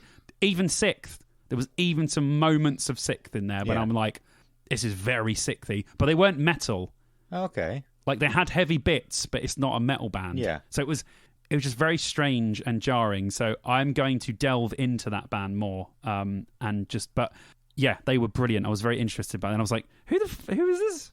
Saint Pierre Snake Invasion. Nice. I'm glad you said it again. I was about to ask you what they were called again. Highly recommended to you prog guys, because I was just like, okay, this is very jarring and very weird. But I loved it. I was obviously highly gutted that Loathe cancelled, because I friggin' love Loathe and they're really good live. So disappointed. Not sure why. There was no explanation. I'm sure if I went and looked on social media, I could find an explanation. But they didn't play. Yeah. But I got to see this Saint Pierre Snake Invasion, and they were amazing. So I was really happy because I've discovered a new band, awesome. Which is great. Yeah, I had some Polaris come on today, I think, and that gave me some hints of Sixth. I didn't really pick up on it while we were listening before download. Nice. Well, there's something very Sixth about the next set that I'm going to say, and you'll be very... I don't want to say jealous. You'll just be like, oh, okay. Cool. Yeah, go for it. So my final set of the evening was Pitchshifter on the Cave stage again. So again, didn't decide to go and watch Frank Carter and the Rattlesnakes. Even though I really like Frank Carter and the Rattlesnakes, I didn't realise that Pitchshifter, who I love, were playing the Cave at the same time. They did overlap a little bit, but I was too wet. I just went home. I could have watched a little bit of Frank Carter, but I decided against it. But yeah, so Pitchshifter, pure banger set, literally all the way. Again, crowd were just loving it, as you'll see from my footage. Pitchshifter is just such an interesting... Actually, I missed a bit. Okay. Wait, we've got to go back. So... After Holding Absence, sorry, I completely forgot. I didn't write it down. There was a talk with Pitchshifter So, go back. So, two of the guys from Pitchshifter did a talk. So there's like a tent there where they do stand-up comedy and stuff. So a lot like the stage at Download, the Side Splitter. They have their own version of that, which has poetry and all sorts of shit on it. They've done a little talk to the fans, and it was really, really interesting. They were telling all of these, like, you know, Pitchshifter are, you know, they haven't made new music in quite some time, and they've only been back together for the first time in like 5 years. Even then, they just came back to do a tour and do some stuff. So they haven't actually... I mean, wait, when was the last album? 2002? The last album, 2002. Yeah, it was ages ago, dude. I remember hearing about them. I'm trying to... I think I know... I'm going to search their logo. I'm pretty sure I know it. It's like black and orange, isn't it? Yeah, Pitchshifter's last album was 2002. So I don't know why they haven't made any music in that time, because they're such a good band. They're so different. They could be... I think they could be so big like now, because their music is still so relevant and weird and complex, and like, again, I would put them in my top 10 underrated bands of all time, because they're just so different and weird. And like they said that they don't make music, they make music, but their music is, they call it uneasy listening, which I love. I love that description of music. They said it's uneasy listening. Yeah. It's not. It's quite easy to listen to. It's just very different. But yeah, so they'll see they haven't made that for so long. So they were just talking about all the stuff back in the day, and they were saying loads of crazy stories about Iggy Pop, about when they were playing some festival that Iggy Pop was playing, and apparently they were just standing in the backstage area, and this woman just came through these doors, like, completely normal like this, and just went saying like, hey, Iggy Pop's coming in now, and then they opened the doors and Iggy Pop just ran through, puked into a bin, and then just went back through the doors again. Said sorry to everyone, and then just went back through the door. Like, they were telling all of these like fucking crazy stories, like when they got paid £1,000 to let Limp Bizkit go on after them. So when Limp Bizkit, I think Pitchshifter had released an album by this point. Yeah, because they've been going since 93. So I think it was like 96 or 95. So just before Limp Bizkit's first album, $3 Bill Y'all, come out. But Pitchshifter were supporting someone else, but below them were Limp Bizkit. But apparently there was loads of people there from a label that wanted to see Limp Bizkit, but they wanted to leave early. So the manager of Limp Bizkit came into Pitchshifter's dressing room and said, can Limp Bizkit play, like, you know, the headline before the headliner? And they were like, I guess so. And they're like, he's like, okay, so how much would it take for you guys to do that? And then the bass player's like, £1,000? And then apparently the manager just went, give me 20 minutes. Jesus. And walked off and came back with £1,000 and just gave it to them and said, there you go. And they were like, fine, yeah, they can go on. That's okay. Nice. So it's just like, they were just telling, like, it was so interesting, them talking about music and like all of their, I really like this. I think that's like one of the coolest things I've seen. It was really nice to just hear their perspective and stuff and hear them talk about it. But I'm a huge Pitchshifter nerd, so I was already freaking out. Yeah. But yeah, so sorry. Then let's get to the actual gig. Cool. This is right at the end of the day. Right, yeah, very cool. Right at the end, I knew you'd like that. There's so much about this you're going to like as well. So then Pitchshifter played. The whole gig was just incredible. It was just absolute banger after banger after banger, like a best of playlist you would make of Pitchshifter. My best of Pitchshifter playlist would have been this gig. Like, these were all the songs I would put on like a playlist. It was absolutely mind blowing. They were great. It's only the second gig they've played in 5 years. Bloody hell! Which is surprising because they were really fucking good. So I was like, wow. They're like, yeah, we played a show last night. We played a little, like, they said they played in like a, I don't know where the fuck they said they played it, but they booked it for like Pitchshifter fans only, and it was like 250 people in this like tiny little pub somewhere that they played specifically to play to these 200 people. So like it just felt like really good, intimate. The stage is quite big. The cave is quite a big, but it was great. It was packed, blah, blah, blah, whatever. They brought Mikey from Sixth out to sing a song with them. Nice. So I knew you'd like that. As soon as he came out, they're like, yeah, we're going to invite a friend. And I was like, oh, cool. Who are they going to get out? And they're like, this guy used to sing this song with us back in the day when we used to tour together. And I was like, oh, cool. Who is it? And he goes, this is my boy Mikey from Sixth. And I was like, oh, nice. I was like, sick. Awesome. So I was like, fucking cool. Yeah. So, wait, what did they play? They played Triad. They played Triad, which is really good. Okay. Yeah, off one of the early albums. But he knew all the words, so they obviously used to sing it together on stage back in the day. They must have. But that was really cool to see him come out. And they brought out a couple of other people as well, but I didn't know who they were. They were from new bands. But what was really great was they were like young singers. I can't remember which one of the other bands that one of the people is from. But this girl knew every single word to the Pitchshifter songs. And I was like, this is fucking great. Yeah. Like, are young people listening to... Like, they're not old, but like... It's cool that they've been away for so long, but people still listen to them. I remember seeing them around, but I don't really know anybody who was massively into them. You know? Oh, me and my friend Wesley were huge Pitchshifter fans back in the day, man. Yeah, I never listened to much of their stuff. We'll go away and listen to some of it now, though. Oh, it's awesome. I think you'll love it. I think you'll like it. It's very different. But yeah, so the gig was amazing, but then... After the gig, I was like, I'm going to leave. But then I was like, no, do you know what? So they said, yeah, all right, wicked. And then everyone cheered and everyone started to walk off. And I started to walk to the front of the stage. Then what had happened, obviously, is before they'd thrown loads of like money into the crowd. And I caught one of the dollars. Right? It's a Pitchshifter dollar for 100 credits. And on the back, you're going to love this. So it's Pitchshifter. It says, it's got loads of cool shit on it. But on the back, it has a QR code. Oh. When you scan the QR code, it shows a location as part of a Pitchshifter treasure hunt. Nice. Why am I learning about this now? You've been back for how many days? Have you got to work with other people? So you scan it, and it shows you a location on Google Maps. Yeah. And like where it doesn't give you the exact coordinates, but it shows you like the road where it is, and it gives you little clues and stuff. So I think the one I got was in London, so obviously I'm not going to be able to go and do it. But yeah, So they have like a Pitchshifter treasure hunt going on as well. I haven't scanned the other one because I got two different ones, but the other one might be a different location. I think it's a different location to the other one. Yeah.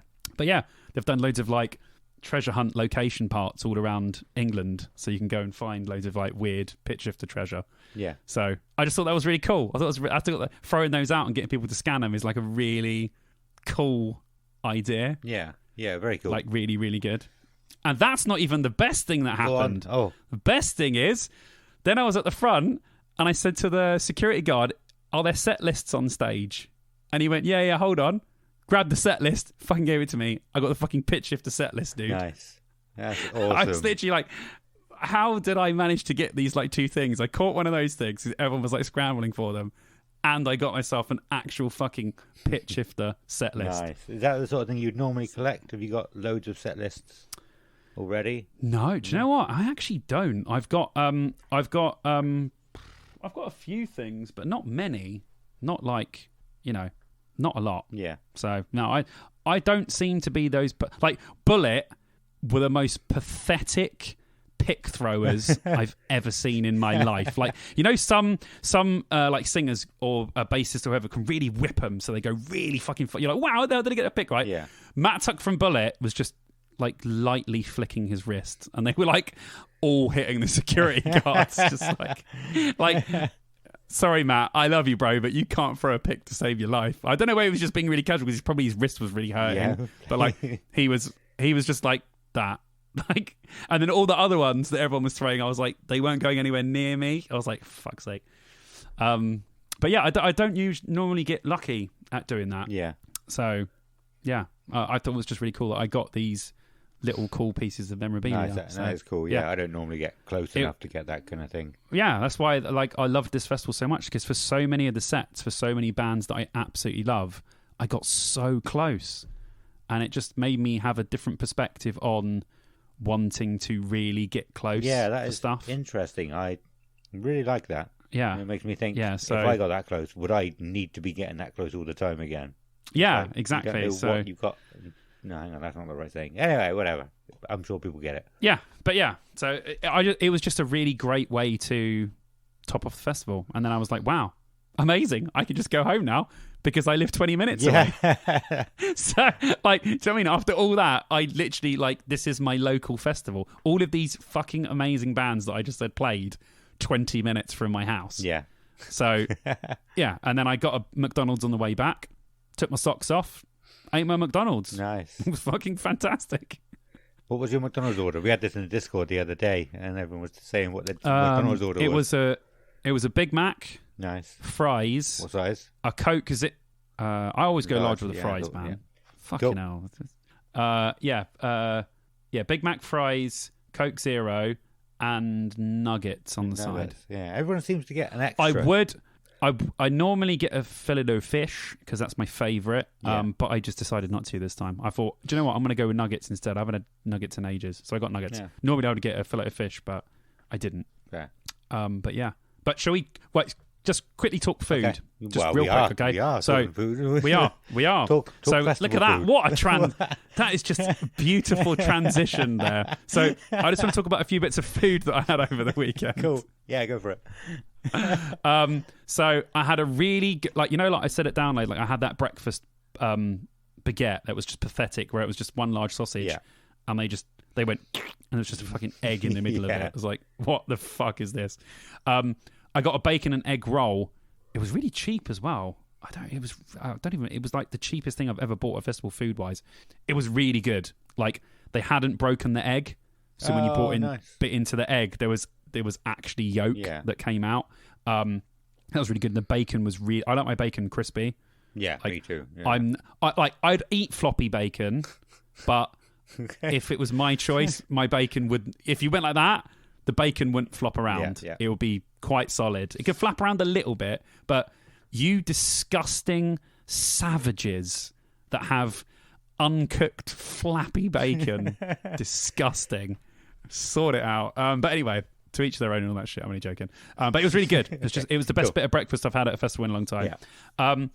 I had a chicken burger and chips, quite different to the one at Download because it's like a specialty chicken place. So it had like blue cheese, pickles, slaw, like American kind of slaw, like coleslaw. That bothers me so much. It had slaw in it. No, because slaw's different, doesn't it? Doesn't slaw? One of them has onions and one of them doesn't. I did not know like that. Coleslaw. Yeah, because they've both got cabbage in them, right? And carrots. Yeah. Or is it one of them has carrots and one of them... Slaw has something that coleslaw doesn't. I think it's the carrots. I thought it was just the naming and people were going for, coleslaw doesn't sound cool anymore. We're going to have to go for some American No, slaw's slaw. American. Yeah. Okay. Yeah. Okay, fine. It's short for coleslaw, but it is different. Yeah. They make it different. They do. I think it might be the carrot that's not in it. But they put that in. Used to work with. Used to call it coleslaw. Coleslaw. Oh, that's even better. And that has stuck with me forever. Just the way he said it. Need to get some coleslaw. That's great. Sorry. Coleslaw sounds better than slaw or coleslaw. Yes, it does. Like, it's amazing. Just let me say this 5 times, right? And this word will have no meaning anymore, right? Coleslaw. Coleslaw. Coleslaw. Coleslaw. Is that not one of the fucking weirdest words? That is a weird word. Yeah. It's a very strange word. So slaw is actually kind of cooler. One thing the Americans have done right with their language. Sorry, guys. Okay. You've butchered the English language, but we'll allow this one. Slaw, I'll give you guys. It's cooler than coleslaw.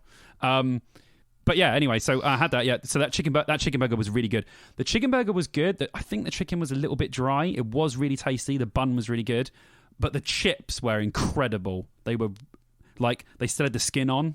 Yeah, they're good, like, but you could tell they were cooked perfectly. Like all the ones at the top were crispy, but still had a little bit of slight give to them. But the ones at the bottom were really crispy. It was great. And then I had a gyros or a gyros. The Americans would say gyros. We got to start catering for our American audience now, don't we? Now we've got like 20% Americans listening. Yeah, 10%, yeah. So I had a gyros or gyro. Not quite as good as the one I had at Download, like the box one. It had more sort of sauce. This one was a bit drier. They didn't put as much sauce in, but the wrap and the filling itself, I had the chicken and halloumi. The halloumi was really, really good. Yeah. So yeah, they were just. That's pretty much all I ate there.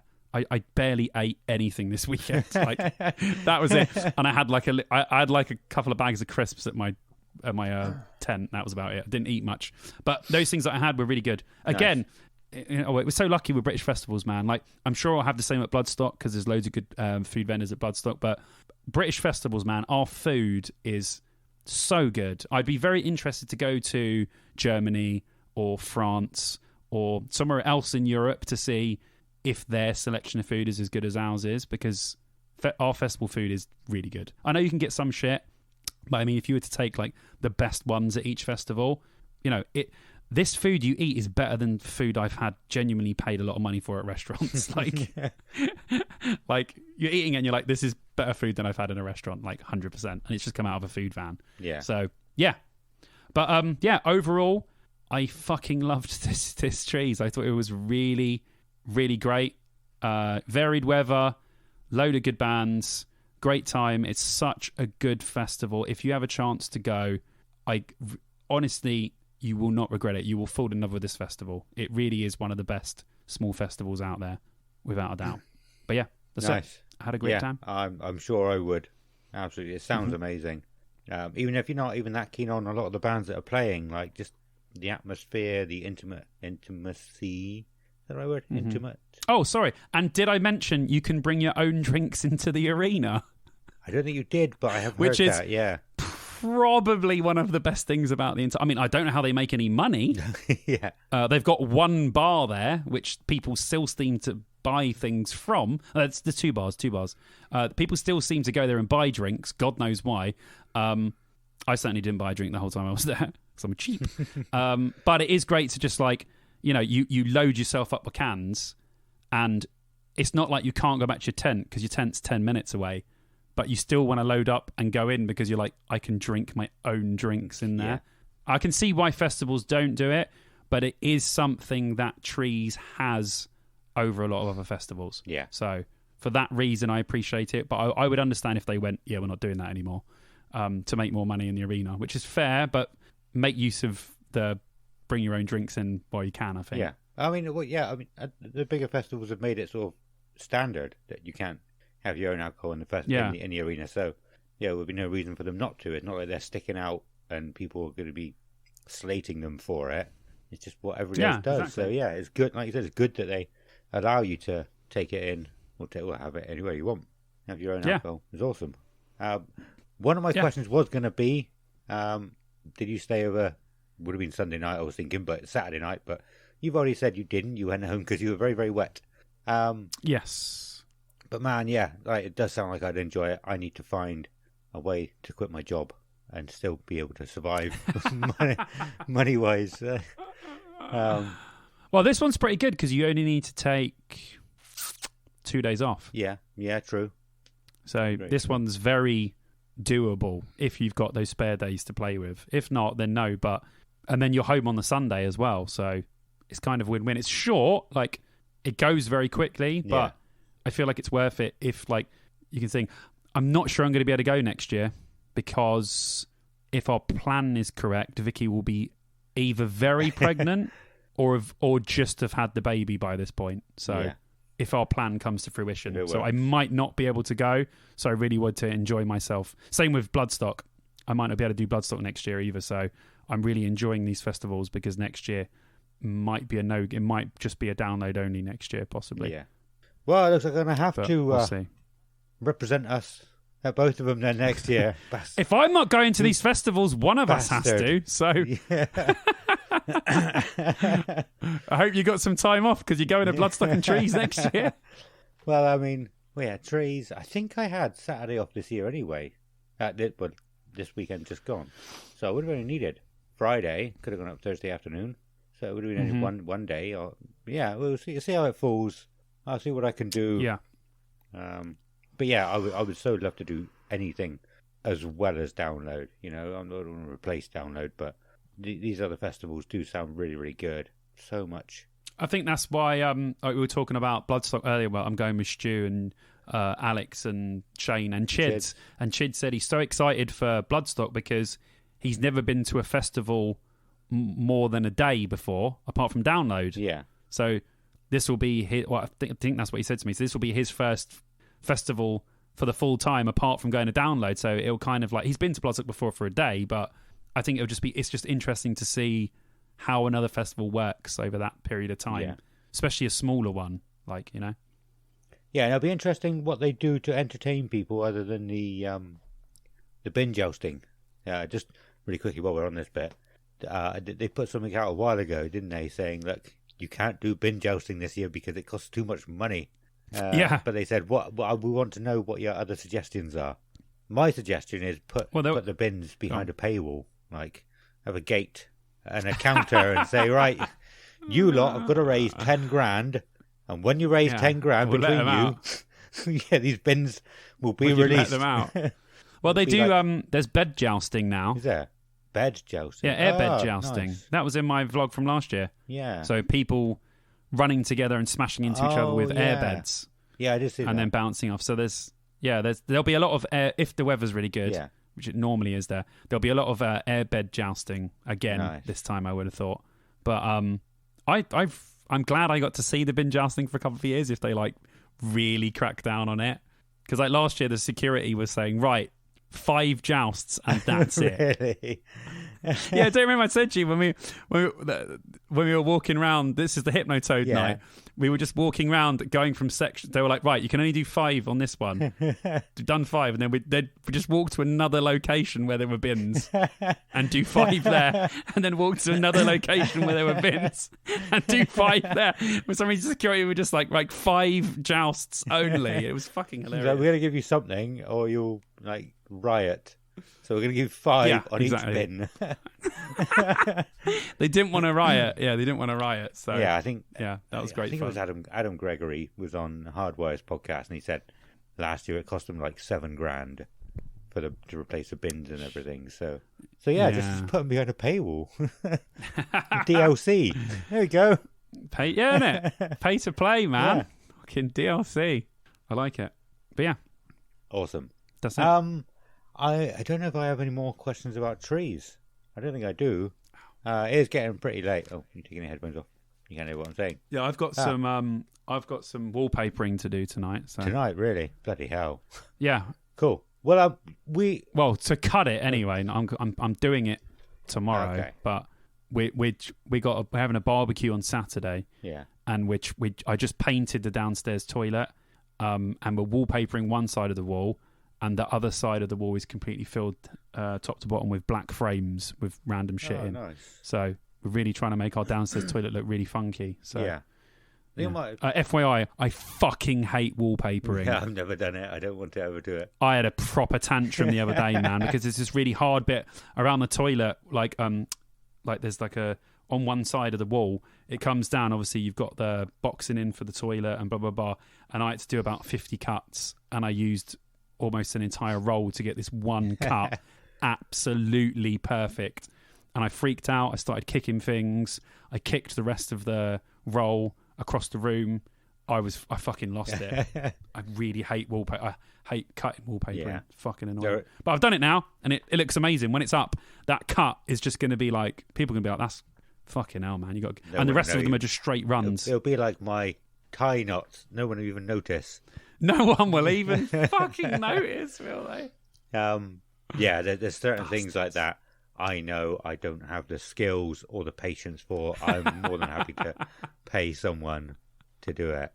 I did say it to Vicky. I was like, can we pay someone to do this? Because like I'm gonna fucking burst a blood vessel in a minute. Like, but then I was like, no, Simon, come on, you don't have the money for that.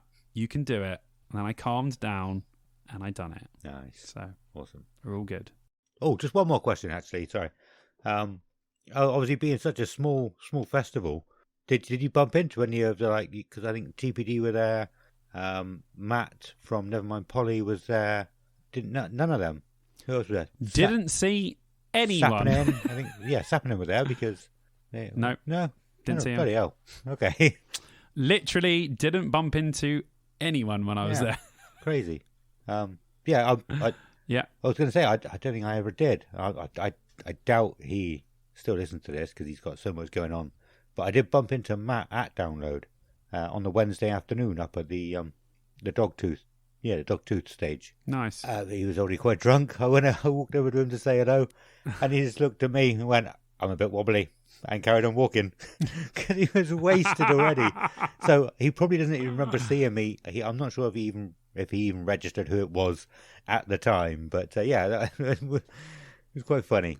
Yeah, no, I didn't see anyone. Yeah, fair. So I was in my own little world, I think. Nice. That wasn't the answer I was expecting. With it being so small. Yeah. Like, you seem to see people all the time, all over the place that you know at Download. I know. And this tiny little festival, apparently I didn't see anyone. Yeah. All right. Okay. Well, we need to wrap it up there then. Thank you all for listening. It's been awesome. This one really enjoyed hearing about 2000 Trees. If you haven't listened to it already, we did an episode last year about 2000 Trees. Well, we did talk about it briefly earlier. Simon interviewed Josh Gallup from Foxjaw, which is really cool.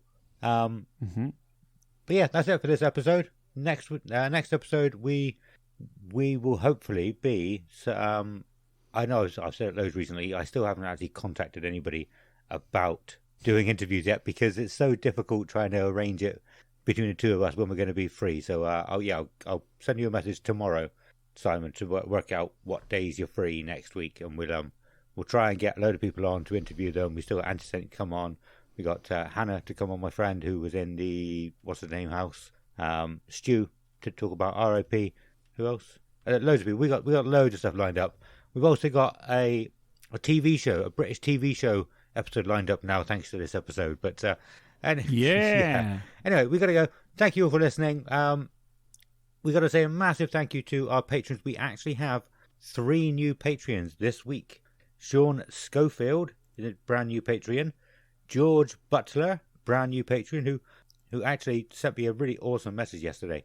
Thank you, George, and I did read that out to Simon before we started recording as well. So yes, awesome, really appreciate it. I enjoyed it. Yeah, out of the blue, I was not expecting it at all. And I think, George, I want to say you have started doing vlogs or videos. I think it's you that has tagged us on TikTok. I can't remember though, but yeah, to let me know, I'm more than happy to do shout outs for sort of promoting what you guys do as well in this bit. No problem at all, but I can't remember fully if that's what you do. And we've also got Christopher Hambridge as well. I think I've said that right. So yeah, all 3 of you, brand new this week, absolute legends, all of you. Thank you very much. We really appreciate it. And returning Patreons, we still have James Harrison, Alexander Toon, Jacobs, and Dean Delicado.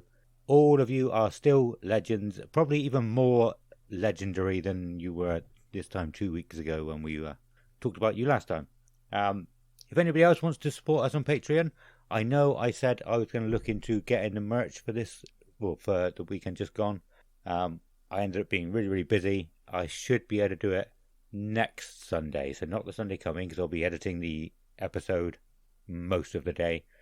So the in-between week, I should be able to look into it, and we should have something ready for next episode. Simon, how is your YouTube going? Do you want to say a few words about that, just in case? I'm sure most people who listen to this podcast know about a YouTube, but just in case. Yeah, awesome, really good as always. If you have not subscribed, please subscribe. 80% of people that watch my channel are not subscribed, so if you could do that, I would really appreciate it. And by this time, my 2000 Trees vlog should be out, so if you haven't checked that out yet, go and check it out. And obviously, still a video a week, doing lots of other cool stuff. So I've got tons of ideas of stuff to do. So yeah, just like the podcast, just cracking on with the next stuff, man. So yeah, awesome. If anybody else wants to support us on Patreon, like I just said, we will be having new stuff. Should hopefully be by the next episode.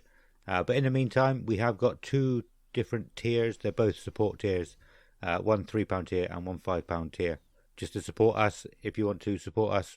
As you just heard, we'll give you a shout out on the podcast. But we have got some cool stuff coming as well. I promise. We do. And of course, as we always say as well, every penny we get, we'll go back into the podcast to make it better for you. 100%. Like we're back on the circles from earlier, aren't we? Circular. Pure, that's all this podcast is. It's just circular. I like it. If you do want to support us and help out and become a Patreon, you can find the link to that in our Linktree. It should be in the episode description, wherever you're listening to this. It should be somewhere in there. There'll be a link to our Linktree. And it's got everything you might need, all of our social media, email if you want to email us, and the Patreon, as we just said. I think that's about it. I don't think there's anything. I should have your YouTube in there as well, I believe, and Stu's YouTube. I think I've still got it in there. Good. I can't remember. If there's something you want to find and you can't find it, send us a message or an email. Email is definitely in there. Email me and say, Adam, where can I send you more money? I want to send you more than £5 a month. I want to pay for your mortgage. Yeah. Go for it. You deserve to go to 2,000 trees and Bloodstock next year. So quit your job. I'll give you wages. No, cool. Yeah, it's awesome. It's all in there. Thank you very much for listening. We've been Dear Download. Simon has been Simon. You can say goodbye anytime soon. Anytime now. Oh, I think. Bye-bye. I know I fucked this up. It is late. I know. And I have been me. Goodbye.